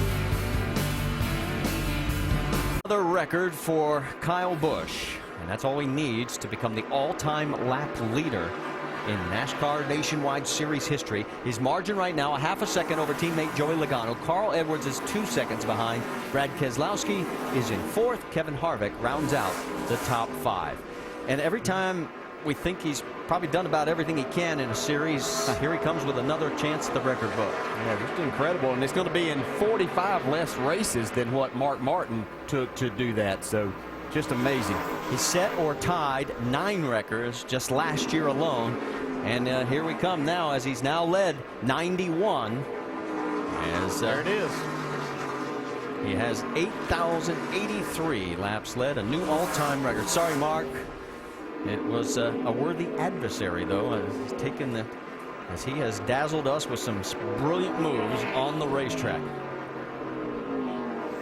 Right now, he's dazzling his teammate, Joey Logano, with a good view of his back bumper. Let's go back a little bit further in the field. Remember we talked about 2 drivers that were sort of trying to rehabilitate their careers? Well, there they are, running nose to tail, Reed Sorensen and Elliott Sadler. Doc? And you heard Dale Jarrett talk about the beginning of the show, how he went back and ran what was then the Busch Series and was able to get the ride with Joe Gibbs and then take his career back to the top of the Daytona 500 win. That's what Reed Sorensen is trying to do with the 32 car. He has run 10 races this year in that car, and he has got 8 top 10 finishes, 4 top 5s. A lot of people say, well, this young man can drive. That's why he was hired this week to come in and fill in the 83 car. So he will drive the Red Bull Sprint Cup car the next 3 events and will also run as many as 4 more Cup races with this nationwide team. Vince. Well, and a variety of different drivers have been in the 88. Jamie McMurray was in for Junior Motorsports for a while. Ron Fellows had a good run second last week at Road America. Elliott Sadler in this week for the first of 10 Nationwide Series races. And Sadler's also run some truck races, a handful for Kevin Harvick, and has performed very well. Elliott says it's been a big confidence booster for him, and he really wants to do well in this Junior Motorsports car. He and Dale Jr. have been friends since their late model days as teenagers. He said, I want to run well for Junior. He's got a top 10 run going right now. All right, thank you, guys. All right, leader is in race traffic right now. There is Kyle, and he's got the 05 of Willie Allen. Michael and Eddie's already gotten around. Now, just a few moments ago, the 05 and 15 had their own issues. Yeah, they've been racing really hard just before these leaders caught them. I don't know what's going on here, but you see them getting together a little bit on the back straightaway. Oh, a couple of times. Bet Kyle Busch is glad they sorted it out before he got by him. Well, the 15, and that's lucky he doesn't have a cut left rear tire out of that exchange, but everything's good. And Kyle just, when they get in traffic, he just makes such short work of whatever these guys are doing, and he just opens that lead back up. Speaking of our leader, there is Kyle Busch. He's coming up on Mike Wallace. Mike has 3 laps down, 26th place, and also Danica Patrick. She is right now 31st, 4 laps behind, soon to be 5. Doc, give us an update on the 7. Marty, we're talking at the top of the show that all they wanted her to do was come to this very, very difficult racetrack and get laps and get better each and every lap. And that is indeed what she's done. That's a little shunt early on with Morgan Shepherd. She has been very impressive the last 60 or 70 laps, picking up her lap time. When she got here in practice on Friday, she had trouble backing off, going in the corner. She was giving up about a second, entering 1, entering 3. She has gotten better and better. Very impressed Tony Eury Jr. and his crew and what Danica Patrick has done and what she has learned here at New Hampshire today. Thanks, Doc. And you can see right now still 31st on the board with now 27 laps to go. So we're almost to the 175 mark. I'm sure our race leader would love to have this race over at lap 175, but we're going to lap 200.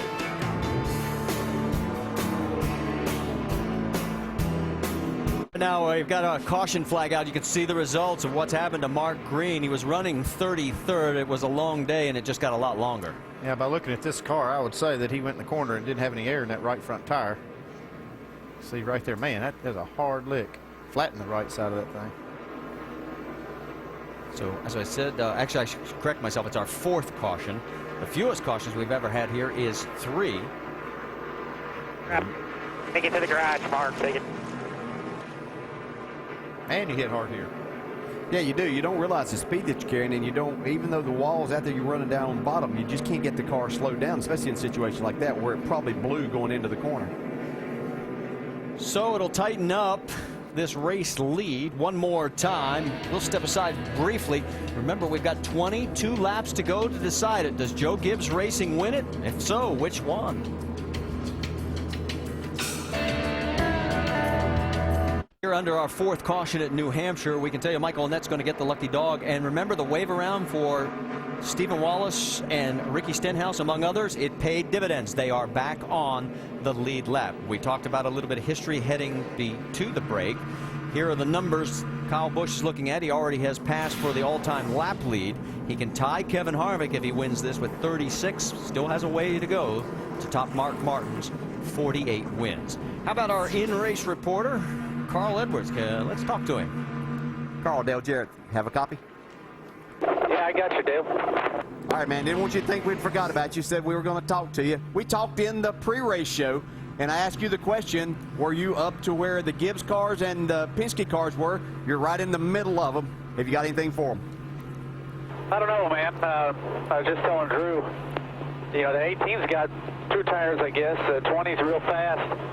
Maybe they'll start racing real hard. I could steal this thing from them. That'd be great. We've been really good on restarts with this Copart Fusion. And Drew's really done a good job in the pits, you know, getting the car like I want it. So I'd say our balance is perfect. It's just up to me and good fortune if we can get this thing. Is there one place that you are struggling with your car any, or you see them beating you? We're struggling just a little bit. A little bit off the corner, just a little bit, driving off the corner. The car is real good in the center, and it's pretty good in, and just see how this double file restart goes. You know, you just never know what's going to happen here. Okay, man, good luck. Thanks for talking with us, buddy. DJ, thank you. All right, let's reset it for you. It looks like race leader Kyle Busch is going to take the outside again with Joey Logano. Then Carl in row 2 with Brad Keselowski. Harvick and Bain. And then Allgaier 7th and Menard 8th. Let's quickly go over the wall with our man Ben Steger, the rear tire carrier on the 62 of Brendan Gaughan. All right, here we go. We're going to put this South Point Toyota. Mike's going to take the lug nuts off. Put the new tire on. He's got the tire. Go to the left side. Mike's going to hit these. Put the new one on. 4, 5, 6. Good stop, boy. Action in the pits, and we're getting ready to have action back out on the track as the green flag flies, and whoa, Joey Logano gets a terrible restart. Yeah, really spun the tires right there. Well, it's a big break for Keselowski, though. You see now he's right on Kyle Busch's rear bumper. Look at Trevor Bain on the high side, guys, as he takes advantage. Yeah, really hurt Carl Edwards' chances right there, too, because he got trapped in behind Logano. 18 laps to go here at New Hampshire, and the big beneficiary was Kyle Busch. Behind him, it's 2 abreast, Joey Logano. Oh, look out, he slides up towards the 22. Yeah, that 20 car is really pushing hard right here trying to get by. Here comes Carl Edwards. Edwards down low is going to take the spot. Trevor Bain's got the inside track right now as well on Logano. Logano is going the wrong direction. Don't know what happened to Logano on that start, but he just did not get going. No, this is the worst thing. These cars with these tires up here on this racetrack makes it so hard. You really have to make sure you keep plenty of heat in them and get them really cleaned off. And Joey just did not make that happen on this before the start of the race right there. You were on board momentarily with Carl Edwards. Could not get underneath the 22 of Brad Keselowski, and it has allowed Kyle Busch to open up about an 1/8 of a second lead. Yeah, he was loving what he was seeing in his mirror. Oh, yeah. As if he needed any help to stay out front. That's Reed Sorensen in the Dollar General car just a little bit further back where we first see our side-by-side action. That's with Kevin Harvick as they go down through the corner. Well, Harvick has really struggled on these restarts today. His car just does not like these cold tires. How about Colin Brown? They're going to try 3-wide there for a moment. Give Brown a shout out. He has had some struggles early in the season. He is 12th right now. And remember, he has had his last 3 finishes of 10th, 10th, and 11th. So the 16 seems to be coming in the right direction finally. You can see some of these cars, Brendan Gaughan being one of those that came in and got tires, making their way forward now. Elliott Sadler stayed out. You can see he's paying the price. Yeah, the 16 was stayed out there, so these guys are seeing that maybe a wrong decision there, Andy. Yeah, I was kind of questioning that because once you get about 10th in line there, doesn't make any sense not to make a pit stop right there. Boy, Jason Leffler right tucked up underneath the 16 as they went into the corner. Here they come out of it at the far end. Meanwhile, there's what it looks like up front. Holding station is Kyle Busch. Second place, Brad Keselowski, Carl Edwards in third. There's the gap as you see it all the way back through the top 6 spots. Keselowski beat Kyle Busch the last lap by just a little bit. 13 laps to go. We were worried about the weather. It doesn't look like it's going to be a problem. We're going to go to the finish here. On board with Justin Allgaier, who's running in 6th, and Trevor Bain with a great run going in the 99. Bain's career best of 6 came at Las Vegas back in March. He finished 10th last week on the road course at Road America. He could do his career best one better if he can hold station in 5th. Little back further is the 32 of Sorensen and Harvick. And you can see right there that Brendan Gaughan's caught this group too, with Paul Menard's in that. You don't want to be the first car that in line, or actually the last car that did not pit, because these cars that get tires, you're just so vulnerable to them, and you start losing spots, and all the rest of them come by you. You see right here, Brendan Gaughan making the most of his tires that he just got on pit road. Harvick taking a look under the 32, thinks better of it, falls back in line. 11 laps to go. How about the 66 of Stephen Wallace going toe-to-toe with the 38 of Jason Leffler, and that is for 13th on the track. Vince?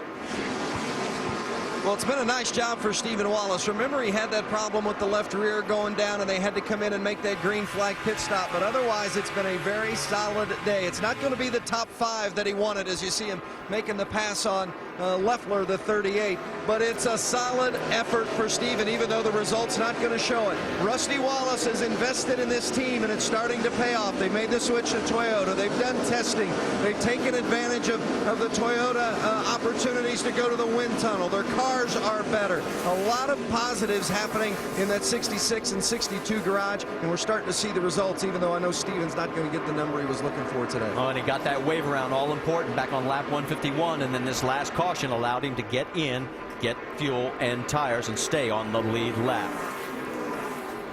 Yeah, talking about those guys, though, that shows the improvement of this race team, how much they improved, because even though they've had some things happen today, they've been able to rebound, where in the past they didn't have their cars fast enough to do that, so it's a big improvement for them. Carl Edwards and Joey Logano, the best battle we have going in the top 10 right now. You can see how close they are. Both of them are about 0.8 of a second behind Brad Keselowski. There you see the gap between first, second, and then third and fourth. And now we have 8 laps to go. Can Kyle Busch become the first repeat winner in 24 races at New Hampshire? Or does Brad Keselowski find something to keep that streak alive? Well, he's been actually just barely beating Kyle Busch. I mean, a couple of hundredths of a second a lap for 4, 5, 6 laps in a row. And he's trying to make a little ground here. 2 of Brad's 3 wins in 2010 were last lap passes. Let's get more from Dave Burns. And Marty, if you talk to Jason Ratcliffe about why the 18 has been so successful, he says it's the evaluation of our program. We have a clear understanding of what works and what doesn't, and we're very seldom lost. And one more thing, they watch tape. Imagine a Joe Gibbs team watching tape to get better, and Jason Ratcliffe did that again this week as he prepared for New Hampshire to try to see if he could break the streak of different winners. That's a really good way to try to refresh yourself. You know, you go to so many racetracks during the year, sometimes you kind of forget what problems you had at a New Hampshire last year. Best thing to do, look at those tapes, and it all comes back to you, and then you can be better prepared when you get here. How about the latest from the 22 camp, Vince? Well, as spotter Joey Meyer has come on the radio to Brad Keselowski, and he's told him the lap times the last couple of laps. Brad's been just a little bit quicker than Kyle, and he says he's getting bigger in your mirror, or in your window. I know he is, as Keselowski starts to close the gap. Remember at the beginning, during the countdown show, we talked with crew chief Paul Wolf, who used to race here as a driver, and now he's Brad Keselowski's crew chief, and the things that they have done as a crew chief that he feels maybe gives them a little bit of an advantage because of his racing history. They just came on the radio a few moments ago, said perfect corner, Brad, and that's exactly the kind of things that Paul Wolf has been helping Brad Keselowski with in this transition here at New Hampshire. This time by 4 laps remaining. Brad Keselowski, if he has anything left, has got to find it. It is a 0.7 of a second lead. He's putting everything on the line, and so is Kyle Busch. They ran identical lap times last time by. Yeah, it could possibly take a caution right here to jam things up again and make it interesting. Now, I thought on that last restart that was going to be Joey Logano's opportunity, was to maybe keep Kyle from winning this race, was to get out front then. It's like he tried a little too hard when he spun his tires. One of the guys we thought could be in the hunt for the first repeat winner trophy would have been that guy right there, the 33 of Kevin Harvick, but right now he's got his hands full with Justin Allgaier, and that's a battle for 6th. Well, Harvick's now made his way back. His car just will not go on the cold tires once they cool down here, and even with the air pressure bit up, when you're riding around under caution, those air pressures go down some, and that's just not what Kevin's car and what he likes, so it takes him time to get back going. Meanwhile, back up front, as you see the view from outside those two, here comes, with now 2 laps remaining, the gap is 0.8 of a second, so I guess Kyle said it's time to pick up the pace a little bit, because he just put another 1/10 of a second gap on second place, Brad Keselowski. Edwards and Logano, they are separated literally by a bumper. Joey Logano is going to be disappointed with this race, because he really had, I thought he had a shot at Kyle Busch, and you know, that restart, just that one little mistake is going to keep taking him away from a chance to win. White flag now out for our race leader. Joey Logano trying to salvage at least 3rd place for the team.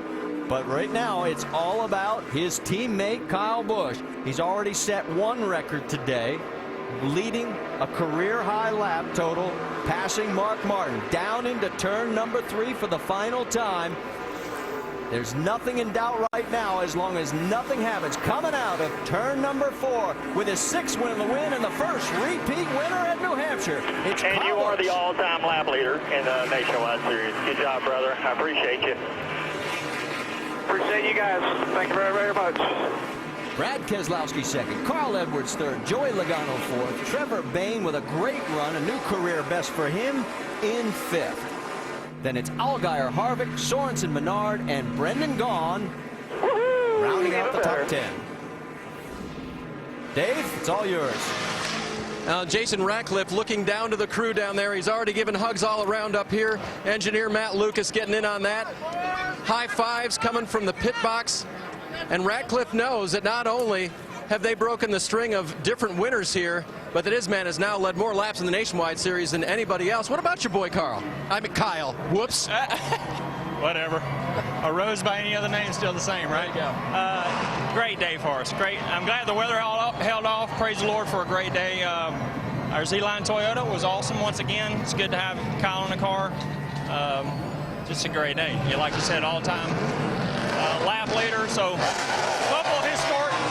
couple historic moments today. Good day for us. All right. We'll watch Kyle do some burnouts now, guys, as he lights them up on the front straight. And it's colorful smoke as well. I mean, this is a heck of a display. Boys, way to put it together. Some of that sealer on the front straightaway makes that yellow smoke. He broke the record now by 35. He has 8,117 laps led. He ties for second on the all-time win list. This might be one of the all-time best burnouts. I've lost view of him from up here in our booth. There's so much smoke down there. There he is.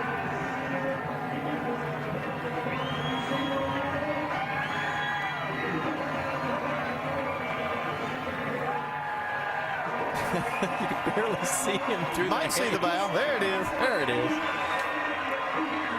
All right. While we wait for Kyle to make his way to victory lane, we'll step aside for a quick break as he catches the flag to the salute of the crowd.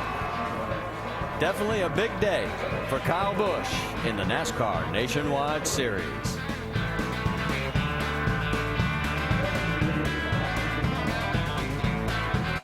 And let's send it out to Kyle.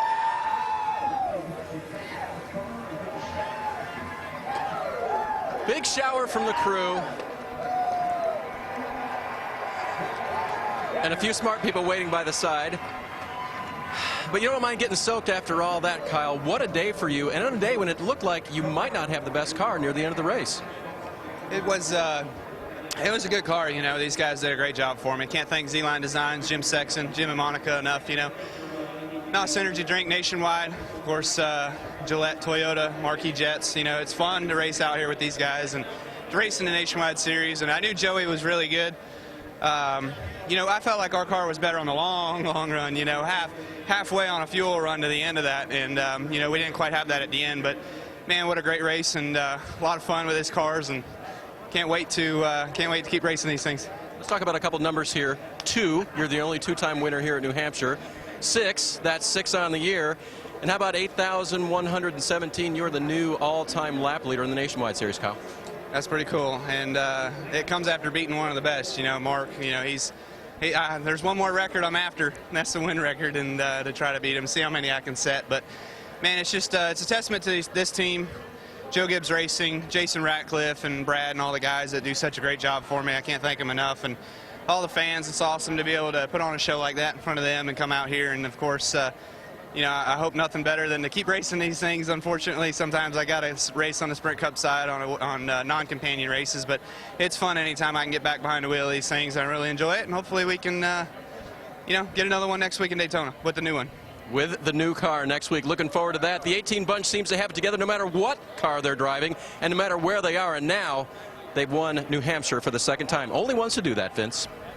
Brad Keselowski didn't get the win today, but he did add to his championship points lead by about 10 points. So maybe in the small picture you didn't get what you want, big picture you did. What was the difference between first and second today as you came in runner-up? Well, you know what the difference was the start of the race. The 18 car was just a little faster to start. We worked on ours and got ours just as fast at the end, if not just a touch better, but then we didn't have the track position. So it just takes a whole race, and we were just off that little bit and just didn't quite execute as well as the 18 car did today. But we'll keep working on that. It was still an awesome showing, and we're happy to come home with second, but we want to win.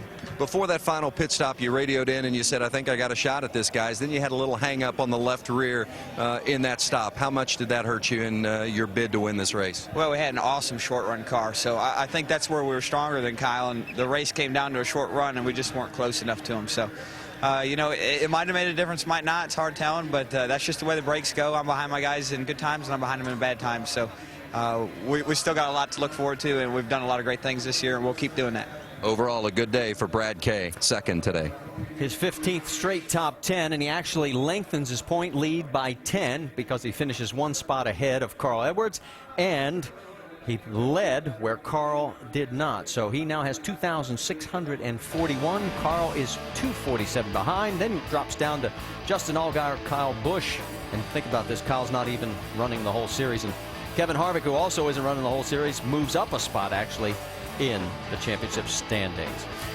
If you remember how we started the day, if you didn't, lap 7 was unlucky for car 7 as the 89 Morgan Shepherd gets into the quarter panel and both go around, but the worst of the damage was on Danica Patrick's machine, and that's not the way she wanted to start the day.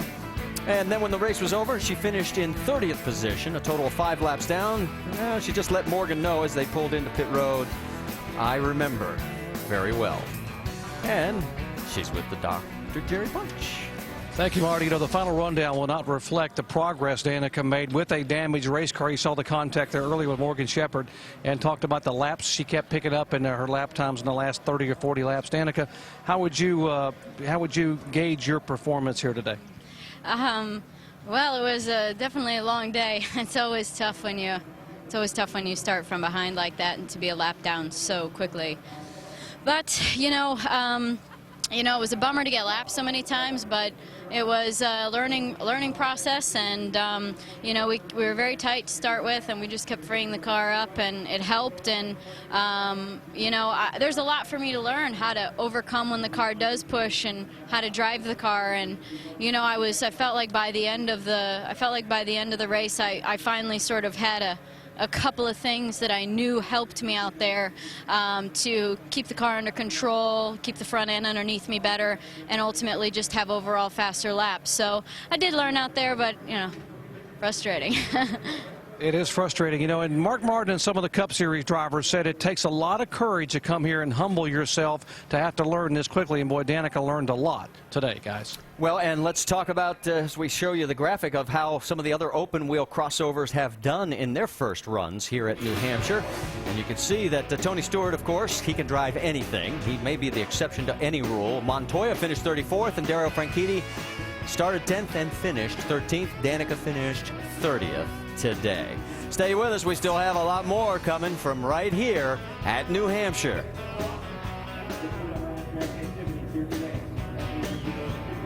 Celebrations continuing with Kyle Busch and the number 18 team for Joe Gibbs Racing. Their 50th win as a team, 24th by Kyle Busch for Joe Gibbs Racing. How about the ticket to the race? Just log on to NASCAR.com/tickets.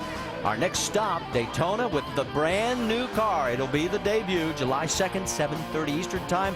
Then we'll head up to Chicago for another Friday night race, and all the way through to the month of September, Labor Day weekend at Atlanta Motor Speedway. All right, guys, what do you think as far as what we saw today? Pretty impressive performance. Yeah, another dominating performance by Kyle Busch. The thing I look at is Carl Edwards had another good day. The last 4 races, second, first, and third, and he's only gained 5 points on Brad Keselowski, who continues to be very impressive in leading the points. Yeah, another Kyle Busch win, another record that Kyle Busch breaks by leading all these laps that he's led in his career, and then a streak broken. This is finally the only repeat winner we've had up here. Well, and you mentioned Carl Edwards just a moment ago. Dave Burns caught up with him.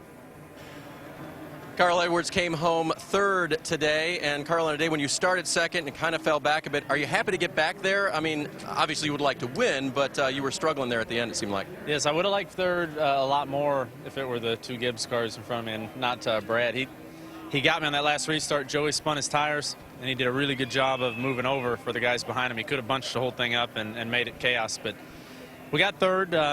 You know, the last few weeks have been really good for our Copart Fastenal Fusion, but the problem is we're not gaining points on the leader. So we just got to keep doing what we're doing, keep working hard, and hopefully over these next 10 or 15 races we can close that gap. So just proud of my guys. They did a good job. I got to say hi to Kate and Annie at home. Love you guys. You've improved so much in the last few weeks, equipment-wise. The cars seem to be so much better. Do you know what was missing today? Yes, I think we're just struggling a little bit off of the corner with the way our power is. So we're going to talk to Joe Balish. They took the engines and they dynoed all of them, and we're going to go find out what those numbers are. But our guys are working very hard at the shop. We just don't have the availability or the ability to run that FR9, and so maybe that'd be something we could work out with Joe, make these Fords more competitive, because our cars are great. We just got to be faster down the straightaway. All right, Carl, still trying to make it a great championship run. Second still to Keselowski. Gained a little bit of ground last week and about stayed the same this week.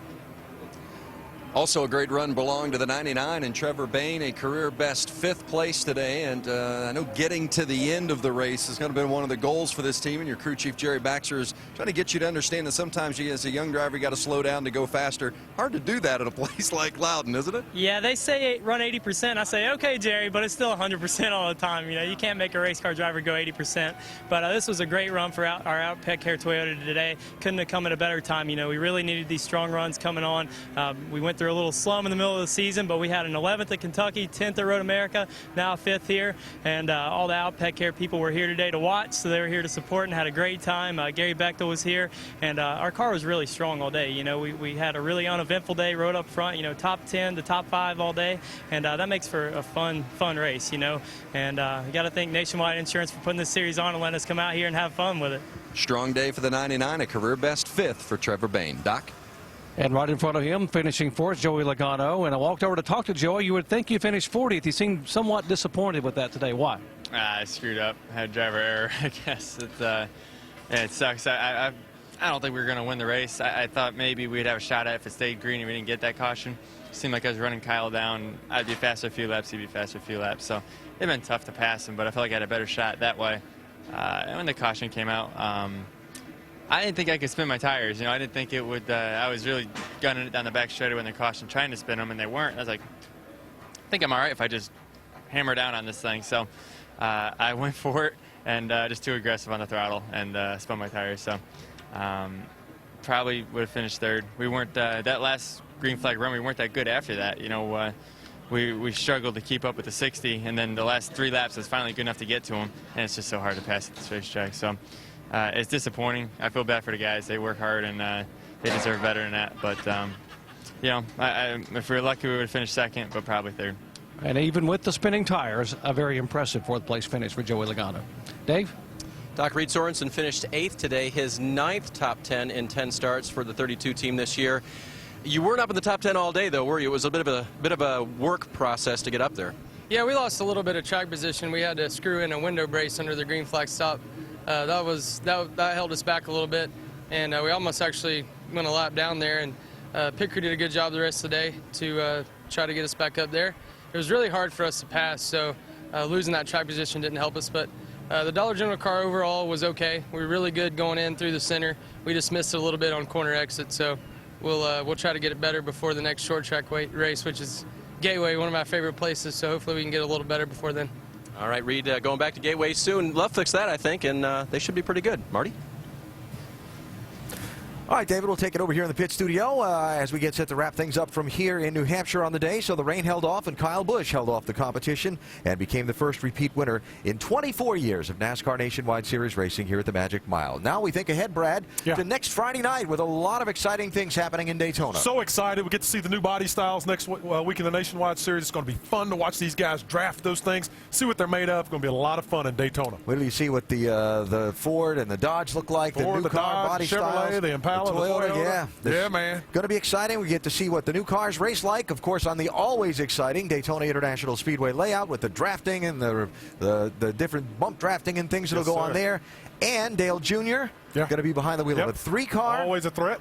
That'll be fun to see. That is all next Friday night at Daytona. Make note of that. Friday night, the Subway Jalapeno 250 at Daytona from 7:30 Eastern Time on ESPN. Coverage beginning with NASCAR Countdown. And just to put a button on this day, what can you say about what this young man has accomplished, except he makes the amazing look routine? Yeah, he has truly been remarkable in this nationwide series. He is a great champion. He is an outstanding race car driver. Every time he closes that window net, he is a threat to win, and he is sure is fun to watch. And right now doing something that never seems to get old for him, celebrating winning. That's what he's here to do, and he's done it again today. Kyle Busch with his 6th win of the season, and again, the first repeat winner ever in 24 years of NASCAR Nationwide Series competition here at the New Hampshire Motor Speedway.